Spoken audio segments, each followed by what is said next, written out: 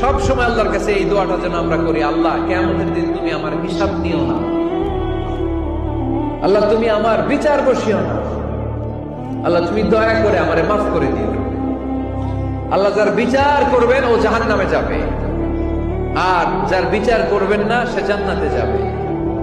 আল্লাহ যদি বিচার করে আর পাই টু পাই হিসাব নেয়, নামাজ পড়লি না কেন, রোজা রাখলি না কেন, মিথ্যা বললি কেন, খাদ্যে ভেজাল দিলি কেন, মাছে ফরমালিন দিলি কেন, যৌতুক খাইলি কেন, ঘুষ খাইলি কেন, উল্টাপাল্টা করলি কেন, জিনা করলি কেন, একটার পর একটা প্রশ্ন বানে যদি সেই ভয়ঙ্কর দিনে আল্লাহ আমাদেরকে জর্জরিত করে, আমাদের কোন উত্তর আছে? সেদিন আমাদের বাঁচার কোন উপায় আছে?